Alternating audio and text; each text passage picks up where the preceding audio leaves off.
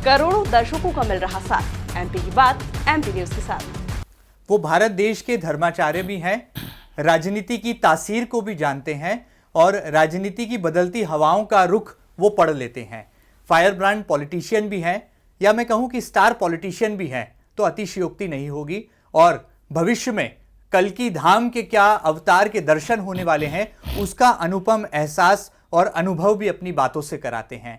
राजनीति में कहा जाता है कि वो जब आग उगलते हैं तो विपक्षियों की धज्जियां उड़ा देते हैं, और यह भी माना जाता है कि जब अध्यात्म और धर्म की पताकाओं को लहराते हैं तो माना जाता है कि सरकारों का दशा और दिशा दोनों तय कर देते हैं। आइए आज एमपी न्यूज के इस खास सेगमेंट में आपकी मुलाकात कराते हैं देश की नामचीन हस्ती कल्कि पीठाधीश्वर आचार्य प्रमोद कृष्णम जी से। आचार्य जी, आपका बहुत बहुत स्वागत है। धन्यवाद। आपके बारे में क्या कहूँ, मेरे पास शब्दकोश कम पड़ जाएंगे, क्योंकि मैंने सुना है कि जब आप कुछ कहते हैं तो आपकी बातों से क्रांति भी आ जाती है और सियासत में चलने वाली संक्रांति भी दूर हो जाती है। वर्तमान दौर में कल्कि पीठाधीश्वर की भूमिका के रूप में जो है हम आपसे बातचीत की शुरुआत करेंगे। कैसे आपके मन में, जहन में ये ख्याल आया कि राम मंदिर का भव्य निर्माण हो चुका है, ऐसे में देश की सरकार को, प्रधानमंत्री नरेंद्र मोदी जी को कल्कि धाम का शिलान्यास भी करने के लिए आना चाहिए, ताकि भारत भाग्य विधाता यानी कि भविष्य भी तय कर लिया जाए और आप उसके निमित्त बने? किस तरह से ये ख्याल आया? देखिए, श्री कल्कि धाम की स्थापना जी, श्री कल्कि धाम का शिलान्यास, ये सनातन के इतिहास की जी, एक बहुत बड़ी घटना है। बिल्कुल। दुनिया में जितने भी धाम हैं जी, वो तब बने जब भगवान का अवतार हुआ होने के बाद। Right sir. लेकिन कल्कि धाम एक अकेला ऐसा धाम है विश्व के पटल पर जो भगवान के अवतार होने से पहले स्थापित हुआ। Right sir. तो और कल्कि अवतार की जो अवधारणा है, भगवान विष्णु का 10वां अवतार, और हमारे सनातन धर्म के ग्रंथों के अनुसार, पुराणों के अनुसार ये बात स्पष्ट है कि भगवान विष्णु का 10वां अवतार ही अंतिम अवतार है। यानी कल्कि अवतार के बाद, श्री कल्कि नारायण के अवतार के बाद अब कोई अवतार नहीं होगा। भगवान राम के रूप में वो अयोध्या में आए, भगवान कृष्ण के रूप में मथुरा में आए, कल्कि के रूप में संभल में आएंगे। ये संभल भी पुराणों में मेंशन है, शास्त्रार्थ है। श्रीमद् भागवत में, स्कंद पुराण में, भविष्य पुराण में, कल्कि पुराण में बिल्कुल एक बहुत ही प्रमुख श्लोक है कि संभल ग्राम मुखस्य ब्राह्मणस्य महात्मनः भवने विष्णु यशस्य कल्कि प्रादुर्भविष्यति। यानी संभल नामक स्थान पे भगवान का पूर्ण अवतार श्री कल्कि नारायण के रूप में विष्णु यश नाम के ब्राह्मण के परिवार में पैदा होगा, अवतार लेगा। तो इतनी बड़ी उद्घोषणा, और इस उद्घोषणा को पढ़ के जब हमारे भीतर अंतरात्मा से आवाज आई तो 18 वर्ष पूर्व मैंने ये संकल्प लिया। जी जी, बिल्कुल। कि जहां भगवान आया वो स्थान धाम बन गया। जी जी जी, जहां जहां आया, जहां आएगा वहां भी धाम बनना चाहिए। बहुत सुंदर। तो जो संकल्प 18 वर्ष पूर्व लिया, उस संकल्प को जो मूर्त रूप प्रदान किया, जो उस संकल्प को विराटता प्रदान की, वो भारत के यशस्वी प्रधानमंत्री आदरणीय नरेंद्र मोदी जी ने प्रदान की। मेरे भाव को स्वीकार करते हुए, मेरे आग्रह को स्वीकार करते हुए उन्होंने श्री कल्कि धाम की आधारशिला अपने कर कमलों द्वारा रखी। बिल्कुल। और एक और विशेष बात है कि प्रधानमंत्री नरेंद्र मोदी जी बहुत मंदिरों में गए हैं, क्योंकि वो एक आस्थावान व्यक्ति हैं। बिल्कुल। लेकिन जहाँ तक मुझे मालूम है, उन्होंने आधारशिला 2 रखी। जी जी, एक श्री राम जन्मभूमि बिल्कुल, अयोध्या, जी, दूसरा श्री कल्कि धाम संभल। बिल्कुल। भगवान राम सतयुग और त्रेता, उस प्राचीन काल, आदिकाल, कल्कि अवतार भविष्य, तो सनातन का अतीत और सनातन के भविष्य के सेतु बन गए नरेंद्र मोदी। Correct sir. ये एक विलक्षण संयोग है। तो आपने श्री कल्कि धाम का जिक्र किया, श्री कल्कि भगवान के अवतार का एक और मैं विशेषता बताना चाहता जी, हूँ जी। कि श्री कल्की धाम संभल का इंदौर से बहुत निकट का रिश्ता है और एक ऐतिहासिक रिश्ता है। बिल्कुल, मैं सवाल करने ही वाला था कि मातोश्री देवी अहिल्याबाई होलकर जी संभल पहुंची, वहां उन्होंने मंदिर का निर्माण कराया। Absolutely. Right sir. एब्सोल्युटली। जी, और ये बहुत लोगों को मालूम नहीं है। जी जी जी। महारानी देवी अहिल्याबाई होलकर जी एक पुण्य आत्मा, दिव्य आत्मा। उन्होंने जब पुराणों में ये पढ़ा कि भाई भगवान कलयुग में कल्की के रूप में आएंगे और संभल नामक स्थान पाएंगे, उन्होंने संभल की खोज की, खोज करवाई वाह। और संभल को गंगा के तट से खोजा गया। हमारे यहाँ एक बहुत दोहा प्रचलित है, हमारी भगवान कल्की नारायण की आरती में भी वो आता है कि 68 तीर्थ मध्य में शिवलिंग, 68 तीर्थ मध्य में शिवलिंग, कूप कदम न्यारे, वाह। दिशा दक्षिणी बहती गंगा, हर मंदिर प्यारे। उम्दा। जहाँ ये लक्षण होंगे वहाँ उस संभल में कल्की अवतार होगा। तो अहिल्याबाई होलकर जी के द्वारा स्थापित उस समय का एक कल्की मंदिर वहाँ है और उन्होंने वहाँ तब आकर के संभल को कल्की पीठ घोषित किया कि जहाँ भगवान आएगा ये संभल कल्की पीठ है। बिल्कुल सही है। और कल्की पीठ के पीठाधीश्वर के रूप में मुझे सेवा में जब मुझे सेवा सौंपी गई, तमाम संतों ने मेरा पट्टाभिषेक किया, जी जी जी। तो उसके बाद से मैंने इसको स्टडी किया, तब मुझे ये सारी चीज़ें पता चली, उपलब्ध हुई। जी, जी। तो इंदौर का और संभल का बहुत गहरा रिश्ता है। महारानी अहिल्याबाई होलकर जी। और कल्की धाम का एक अटूट रिश्ता है। और आज मैं इंदौर की इस पवित्र धरती को नमन करता हूँ, जी जी। देवी अहिल्याबाई होलकर की धरती को नमन करता हूँ। और मैं सभी इंदौर वासियों से और उन सभी लोगों से जो देवी अहिल्याबाई होलकर में अपनी श्रद्धा व्यक्त करते हैं, श्रद्धा रखते हैं, उन सबसे एक बार मैं निवेदन करना चाहूँगा कि वो एक बार भगवान श्री कल्की नारायण के धाम की धरा को नमन करने संभल आए। अच्छा, एक सवाल मेरे मन में आया आपकी बातचीत सुनकर के कि जब पहली बार कल्की पीठाधीश्वर आचार्य प्रमोद कृष्णम जी प्रधान सेवक नरेंद्र मोदी जी के पास गए, आपने ये परिकल्पना जब उनके समक्ष रखी कि आप चाहते हैं कि हमारी सनातन धर्म और हमारी सनातन संस्कृति जिसका भविष्य जो है कल्की धाम में नज़र आता है, उसकी शिलान्यास के लिए, उसके शुरुआत के लिए पहला कदम जो है वो प्रधानमंत्री के कर कमलों से आगे बढ़ाया जाए, तो पहला विचार क्या था और प्रधानमंत्री जी की पहली प्रतिक्रिया क्या रही उस दरमियान? एक्चुअली श्री कल्की धाम हमारी आस्था से जुड़ा हुआ जी, एक बहुत संवेदनशील विषय है। बिल्कुल। मैं नहीं चाहता था कि श्री कल्की धाम का शिलान्यास किसी ऐसे व्यक्ति से हो जो आस्थावान ना हो। मैं इसको राजनीतिक दृष्टिकोण से नहीं देखता।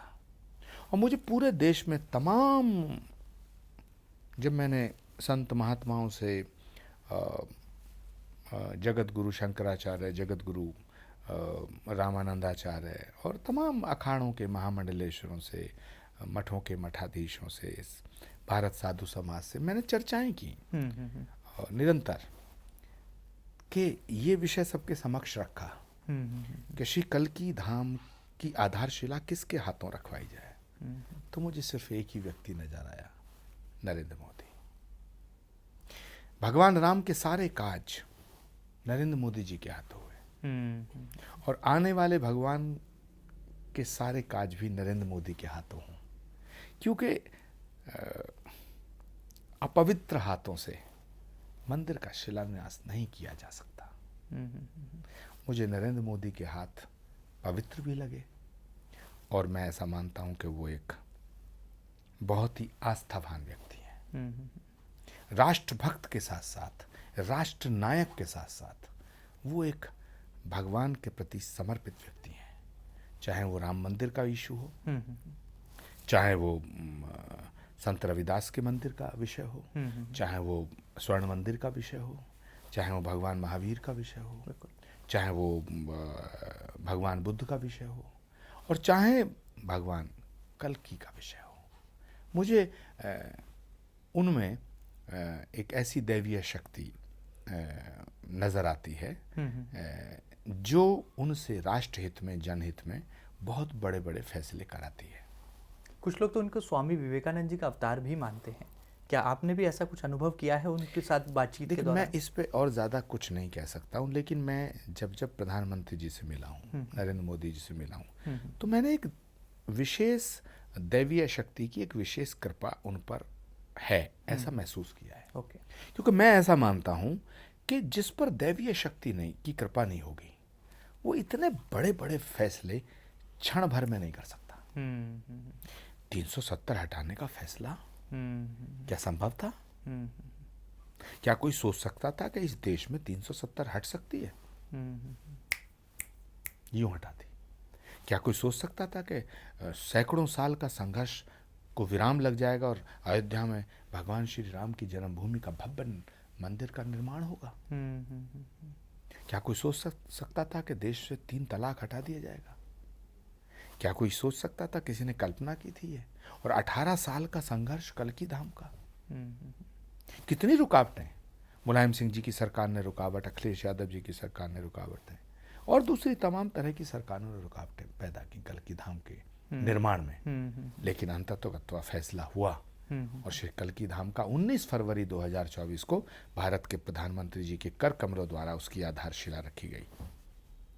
सर, आप एक फायर ब्रांड पॉलिटिशियन भी हैं, हमने आपको स्टार प्रचारक की भूमिका में भी देखा है, और मैं अगर गलत नहीं हूं तो आप तो किंग मेकर कहे जाते हैं। सरकार कहां पर बनेगी, क्या सियासी गुणाभाग होगा, उसको पढ़ लेते हैं।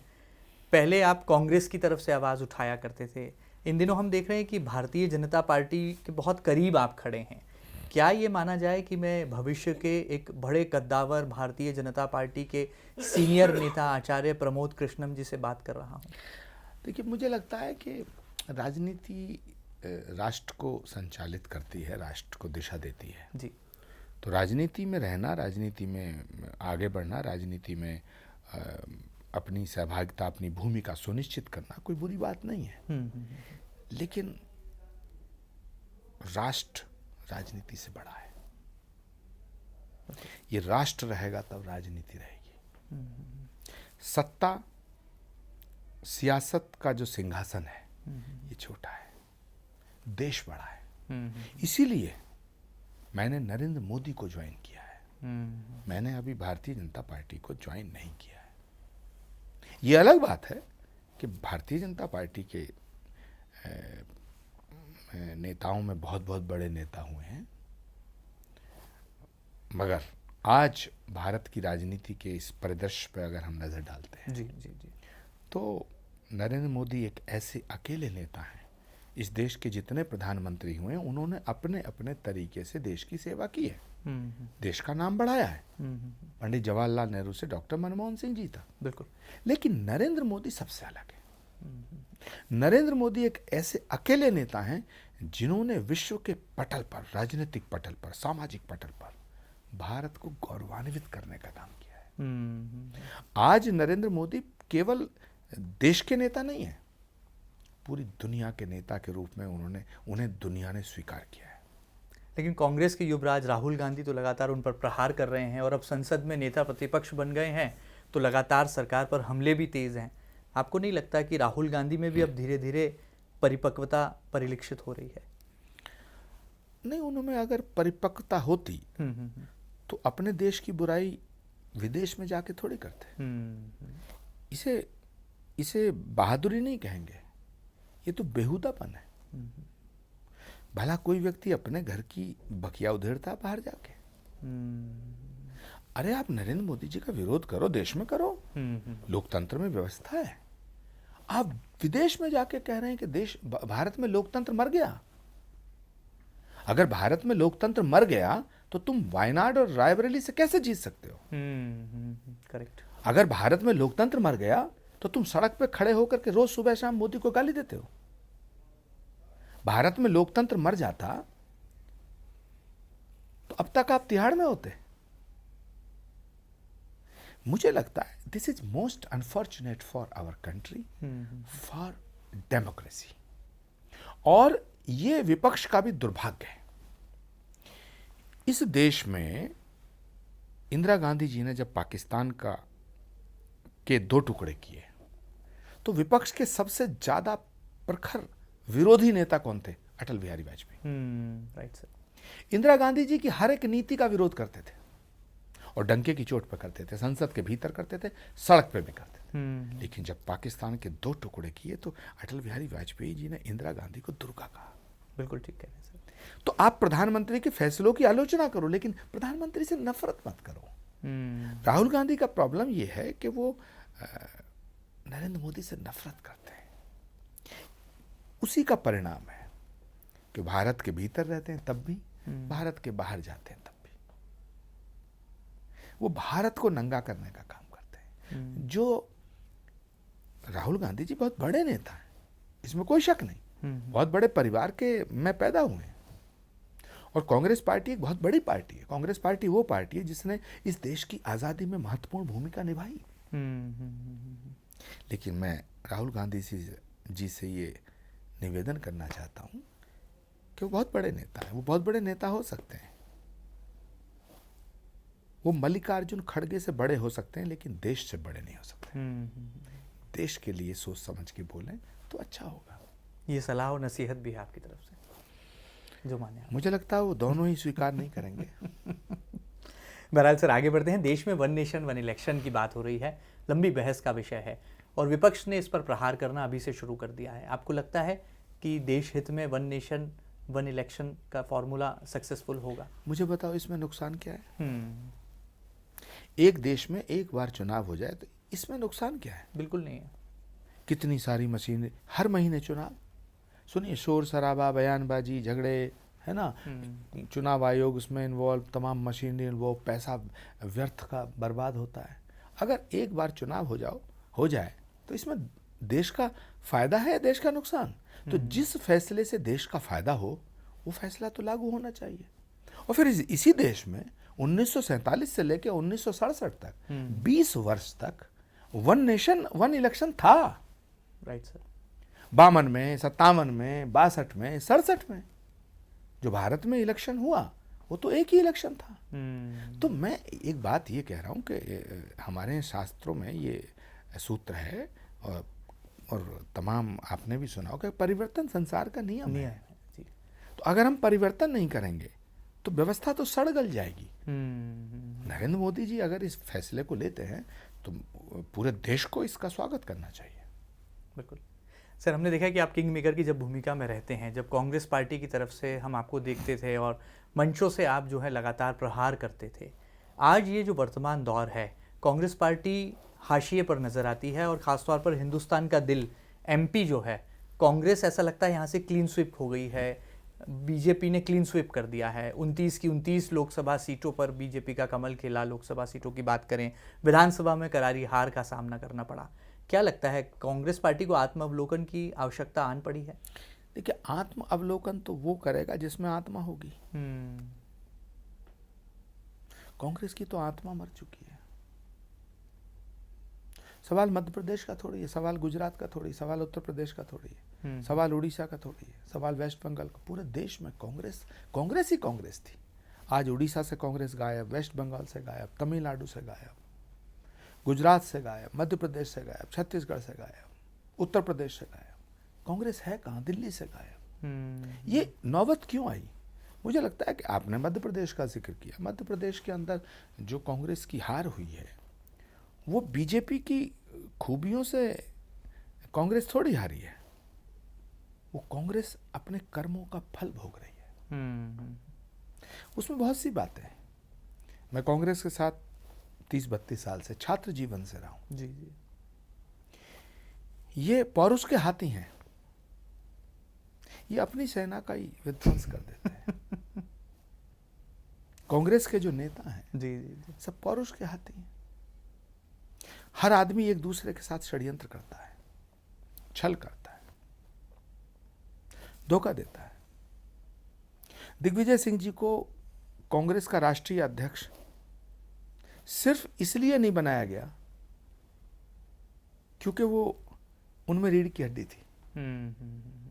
दिग्विजय सिंह जी कांग्रेस के अध्यक्ष का चुनाव लड़ना चाहते थे, आपने देखा होगा। बिल्कुल, उनका वो सपना अधूरा और रह वो गया। नॉमिनेशन पेपर भी ले आए थे और नॉमिनेशन फाइल करने जा रहे थे, उन्हें रोका गया। उन्हें रोक करके मल्लिकार्जुन खड़गे को चुनाव लड़ाया गया। दिग्विजय सिंह के साथ बहुत बड़ा धोखा हुआ। और सिर्फ राहुल गांधी की जो चंडाल चौकड़ी है, उन्हें दिग्विजय सिंह सूट नहीं करते थे। वो उनके मुताबिक फैसले नहीं लेते शायद। एब्सोल्युटली।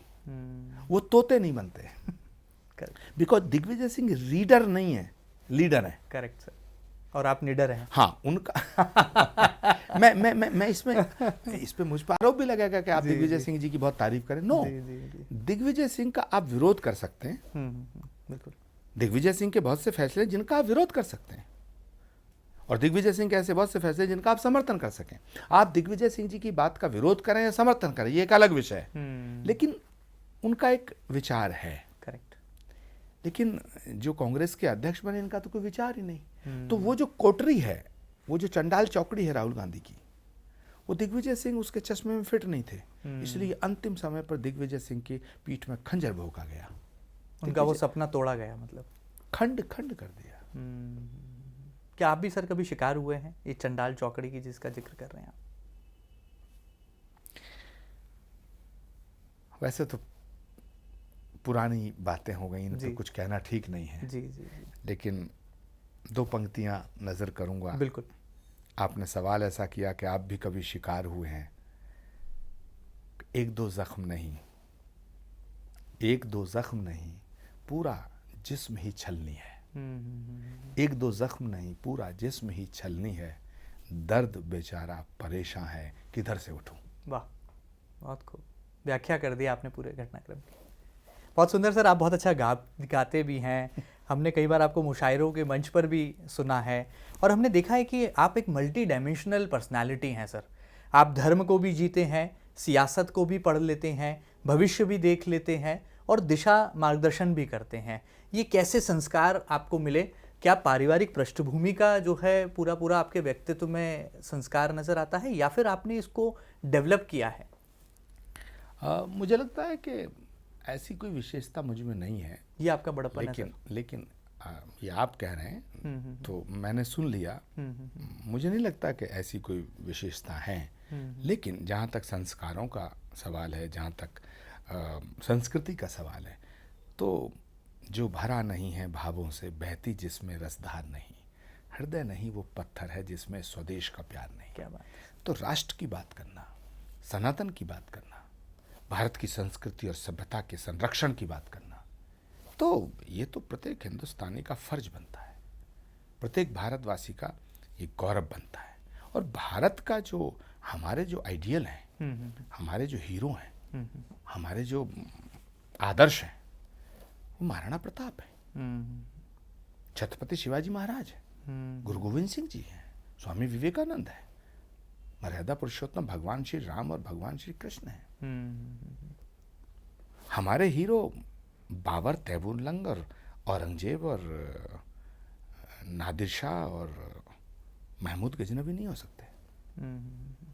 हमारे आइडियल छत्रपति शिवाजी महाराज हैं, जिन्होंने पूरे जीवन का संघर्ष स्वीकार किया, लेकिन औरंगजेब के सामने सर झुकाना स्वीकार नहीं किया। हमारे आदर्श महाराणा प्रताप हैं, जिन्होंने घास की रोटी खाना स्वीकार किया, लेकिन अकबर के सामने सजदा करना स्वीकार नहीं किया। हमारे आदर्श गुरु गोविंद सिंह जी हैं, बिल्कुल, जिनके बच्चों को दीवार में चिनवा दिया गया। उन्होंने इतना बड़ा बलिदान स्वीकार किया, लेकिन सनातन से समझौता नहीं किया। तो ये जो संस्कार हैं, ये जो संस्कृति है, ये अपने आप में इतनी महान है। और मैं अपने जीवन में जो भी कुछ हूँ, मुझे नहीं लगता कि मेरे कोई ये अच्छे कर्मों का फल है, मेरे पुरुषार्थ का फल है। मुझे ऐसा लगता है कि मेरी माँ के आशीर्वाद का, बुजुर्गों के आशीर्वाद का, तमाम संत समाज की सहयोग का, और ये भगवत कृपा से ये संभव हुआ है। क्योंकि ये पुरुषार्थ से संभव नहीं हो सकता था। प्रधानमंत्री नरेंद्र मोदी का कल की धाम आना, ये क्या किसी पुरुषार्थ का फल नजर आता आपको? किसी पुरुषार्थ का परिणाम है? नहीं, ये प्रारब्ध और परमात्मा की कृपा का परिणाम है। वाह, बहुत सुंदर सर। पर आपका कृतित्व इतना महान है कि आज पूरा देश, बल्कि पूरी दुनिया की निगाहें, मुझे लगता है कि आने वाले वक्त में सिर्फ और सिर्फ कल की धाम पर होंगी। सर, राष्ट्रीय स्वयंसेवक संघ, इसकी क्या भूमिका आप देश में देख रहे हैं? और आज इस दौर में जब हम कल्की धाम के निर्माण की तरफ बढ़ रहे हैं और आपने एक बड़ा दृढ़ संकल्प जो कि 18 साल पहले लिया था वो 2029 तक साकार मूर्त रूप ले लेगा, ऐसे में राष्ट्रीय स्वयंसेवक संघ जैसे जो संगठन है जो देश में हिंदुत्व की बात भी करते हैं और हिंदू एकता पर जो है पूरी लड़ाई लड़ते हैं, संघर्ष करते हैं। देखिए, ये जो हिंदुत्व की बात है ना, तो मुझे बताओ कि भारत में अगर हिंदुत्व की बात ना होगी तो कहाँ होगी? अगर भारत में सनातन की बात नहीं होगी तो कहाँ होगी? देखिए, दुनिया में जितने धर्म हैं जी, या जितने पंथ हैं, जितने मत हैं, इन सब का ओरिजिन किसी का यरूशलेम है, किसी का मक्का है। सनातन एक अकेला ऐसा धर्म है जिसका ओरिजिन भारत की भूमि है। तो भारत को सनातन से अलग नहीं किया जा सकता है और सनातन को भारत से अलग नहीं किया जा सकता है। इसीलिए जो इस भारत का विरोधी है वो ऑटोमेटिकली सनातन का विरोध करता है। और जो सनातन का विरोधी है वो भारत का समर्थन नहीं करता। मैं बहुत बड़ी बात कह रहा हूं आपके चैनल। बिल्कुल ठीक है। जो भारत का विरोधी है वो ऑटोमेटिकली सनातन का दुश्मन है।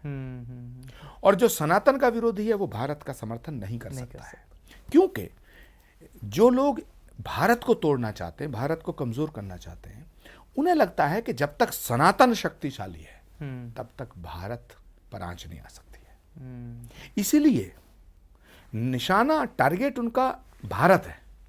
जो भारत को तोड़ना चाहते हैं वो सनातन को स्प्लिट करना चाहते हैं, वो सनातन को डिवाइड करना चाहते हैं, कभी जाति के नाम पर, कभी भाषा के नाम पर, कभी धर्म के नाम पर, कभी अगड़े के नाम पे, कभी पिछड़े के नाम पे, कभी क्षेत्र के नाम पे।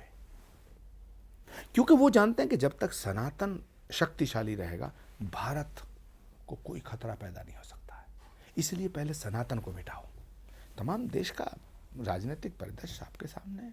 तमिलनाडु के मंत्री, तमिलनाडु के नेता डीएमके के क्या क्या नहीं कह रहे कि सनातन डर्टी शब्द है, इसे डर्टी वर्ड, सनातन को मिटा देंगे, सनातन को खत्म कर देंगे। अभी तिरुमाला में देखिए क्या हो रहा है। बिल्कुल बिल्कुल। ये इंटरनेशनल साजिश है सनातन को खत्म करने की और सनातन को भ्रष्ट करने की। ये छोटा मामला नहीं है, ये किसी एक व्यक्ति के द्वारा किया गया दुस्साहस नहीं है, अपराध नहीं है। ये घोर पाप किया है किसी ने। करोड़ों हिंदुओं की आस्था के साथ विश्वासघात किया गया है। और मैं भारत के प्रधानमंत्री जी से, भारत के गृह मंत्री से मांग करता हूं आज कि इस पर उच्च स्तरीय जांच बैठाई जाए।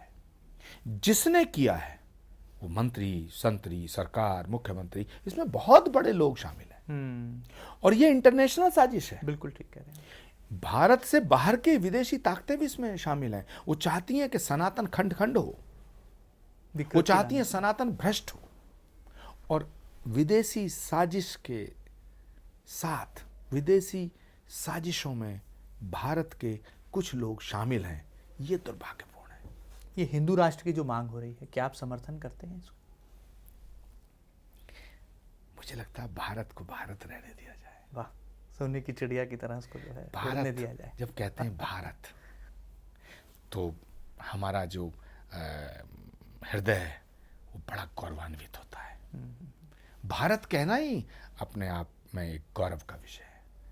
तो ये भारत है प्रीत जहां की रीत सदा, मैं गीत वहां के गाता हूं, भारत का रहने वाला हूं, भारत की बात सुनाता हूं। भारत अपने आप में बहुत शक्तिशाली है।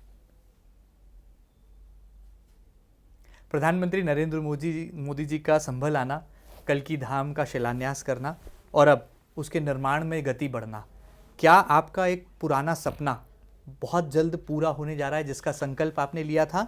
और ये वो दौर है जब हम देखते हैं कि चमत्कार को नमस्कार है।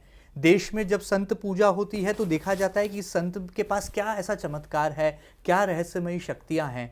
आपके पास तो आध्यात्मिक ऊर्जा भी परिपूर्ण नजर आती है और राजनीतिक सूझबूझ भी।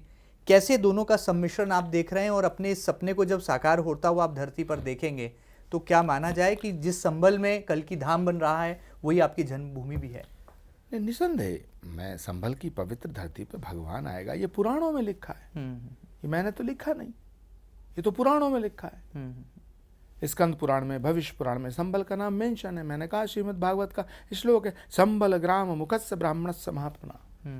अब भगवान की असीम अनुकंपा के मेरा जन्म भी वहीं एक गांव में हुआ। ये मेरी इच्छा से तो हुआ नहीं। जी जी। परमात्मा को कोई काम लेना होगा, और ये भी परमात्मा की इच्छा हुई कि प्रधानमंत्री जी को एक प्रेरणा मिली, वो कल की धाम का शिलान्यास करने आए। और ये मैंने महारानी अहिल्याबाई होलकर की जो जीवन के प्रसंग हैं और कल की धाम से जिनका जुड़ाव, ये मैंने कैलाश विजयवर्गीय जी जो मिनिस्टर साहब हैं उनसे मैंने जब बताया तो उनके रोंगटे खड़े हो गए। उन्होंने कहा मैं अवश्य कल की धाम को नमन करने आऊँगा। तो ये सब ये संयोग है। मुझे ऐसा लगता है ये सब परमात्मा की कृपा से किसी प्रारब्ध का फल है। आपका जीवन धन्य हो रहा है। निश्चित रूप से मेरा क्या, करोड़ों लोगों का जीवन धन्य होगा। और प्रधानमंत्री जी ने आकर के अपनी विराटता प्रकट की है। मैं तो उनकी विरोधी पार्टी में था। बिल्कुल। उनका हृदय विशाल है। उन्होंने मेरे निमंत्रण को स्वीकार किया। वो चाहते तो मना कर देते कि भाई आप तो हमारे विरोधी पार्टी के। तो मैं बताना चाहता हूँ पूरी दुनिया को, देश को, कि प्रधानमंत्री जी का व्यक्तित्व ये है। मैं रोज टेलीविजन पे बैठ के प्रधानमंत्री जी के फैसलों की आलोचना करता था। जी जी जी जी जी। तो उन्हें तो मना कर देना चाहिए था। एक तरफ नरेंद्र मोदी हैं जिनका हृदय इतना विशाल है, एक तरफ ये है कि सुबह से शाम, सुबह उठते हैं बिना मुंह धोए मोदी को गाली देने लगते हैं। किसी की जेब कट जाए मोदी का कसूर, किसी की भैंस भाग जाए मोदी का कसूर, मोदी जो फैसला ले उसका विरोध। अब बताइए, 3 तलाक हटाया, इसमें क्या विरोध का कोई मुद्दा है? हमारी मुस्लिम बहनों को उनका हक मिला।